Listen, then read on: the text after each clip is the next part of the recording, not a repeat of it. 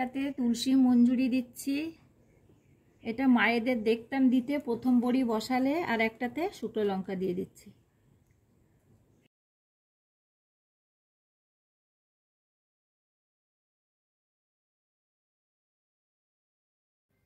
আমি বড়ি দেব চাল কুমড়ো আর বিউলির ডাল দিয়ে। দেখো একটা বড় কুমড়ো নিয়েছি, কুমড়োটাকে এখন আমি কাটবো। কাটাই মুশকিল, বিশাল বড় কুমড়ো।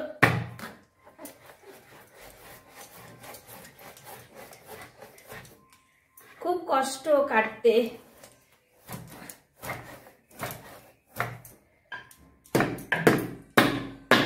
কিছুটা মাঝখান দিয়ে কেটে এইভাবে কাটবো।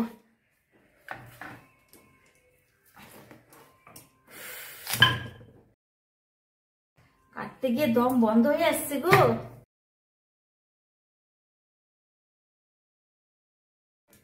আবার এইটাকে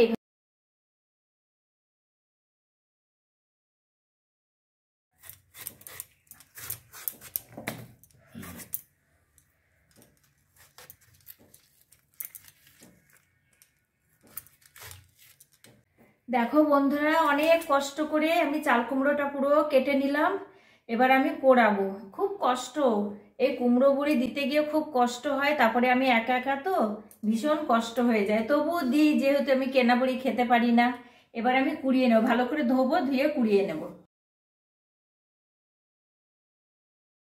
কুড়িয়ে নিচ্ছি, হাত পুরো ব্যথা হয়ে গেল, অনেকক্ষণ থেকেই পোড়াচ্ছি। এটা শেষের পথে প্রায়।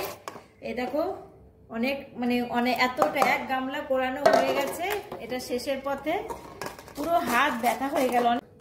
এ দেখো কুড়িয়ে এতটা কুমড়ো হয়েছে। এবার খুব ভালো করে আমি ধুয়ে নেব। এখানে 2 কিলো ডাল আছে বড়ি দেওয়ার জন্য, বিউলির ডাল।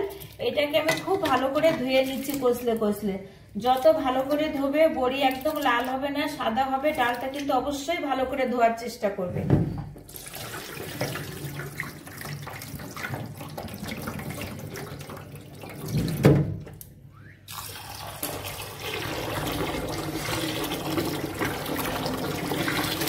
আমি অনেকবার এইভাবে কষলে কষলে ধুয়ে নেব।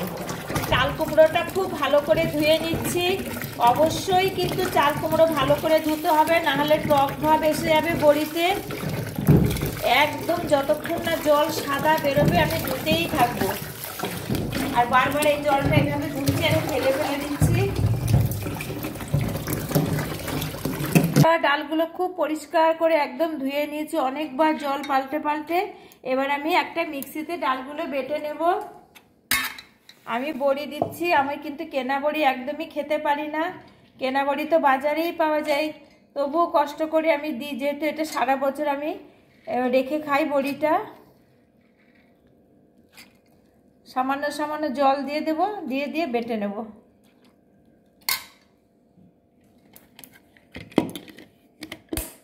এ দেখো ডালটা আমি খুব সুন্দর করে বেটে নিয়েছি। একটু মোটা রাখলেও কোনো অসুবিধা নেই, সামান্য সামান্য হালকা হালকা একটু দানা দানা থাকলে খেতে টেস্ট হয় বড়ির।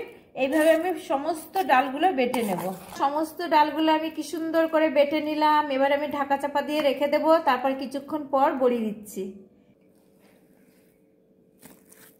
আমি ডাল বাটাটা একটা বড় জায়গায় তুলে নিচ্ছি, তাহলে ফেটাতে সুবিধা হবে। ডাল বাটার মধ্যে আমি কিছুটা কালো জিরে দিয়ে দিচ্ছি, আর দেব কোরানো চাল কুমড়ো।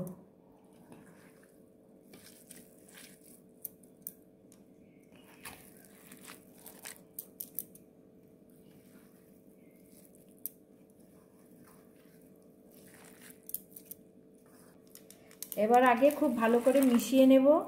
চাল কুমড়ো, কালো জিরে ডাল বাটার সাথে খুব ভালো করে মিশিয়ে নেব।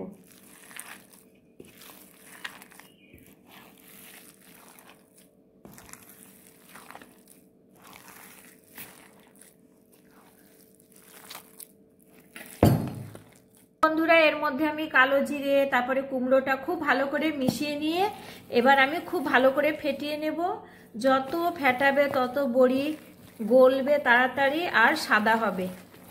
আমি খুব ভালো করে ফেটিয়ে নেব। এইভাবে ফেটাতেই থাকবো বেশ অনেকক্ষণ, তো 15 মিনিট তো ফেটাবই।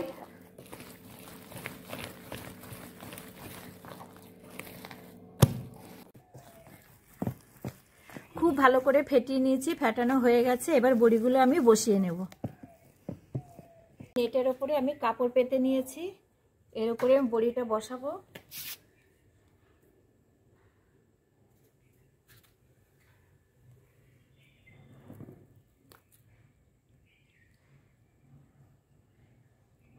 একটাতে তুলসী মঞ্জুরি দিচ্ছি, এটা মায়েদের দেখতাম দিতে প্রথম বড়ি বসালে, আর একটাতে শুকনো লঙ্কা দিয়ে দিচ্ছি।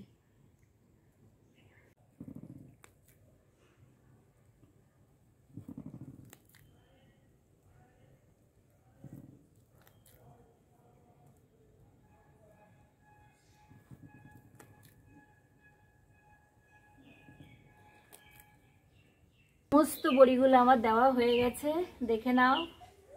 অনেকটা খাটনি করে দিলাম, বেশ শুকিয়ে গেছে। আজকে খুব রোদ দিয়েছিল, আমি কিন্তু ঘরে এনে মেলে রেখেছি, কালকে আবার সকালে রোদে দেব। শুকিয়ে গেছে, আমি সব তুলে নিয়েছি, সব বড়িগুলো একদম খুব সুন্দরভাবে শুকিয়ে গেছে। কতটা সাদা হয়েছে আর দেখতে কতটা লোভনীয় হয়েছে। আমি যেভাবে করলাম তোমরা এইভাবে করবে, বড়ি দেখবো সবসময় সাদা হবে আর খুব সুন্দর বড়ি গলবে তরকারিতে দিলে, আর সারা বছর তোমরা সংরক্ষণ করে রাখবে, কিচ্ছু হবে না বড়িতে। আর মাঝে সাঝে একটু রোদে দেবে বের করে।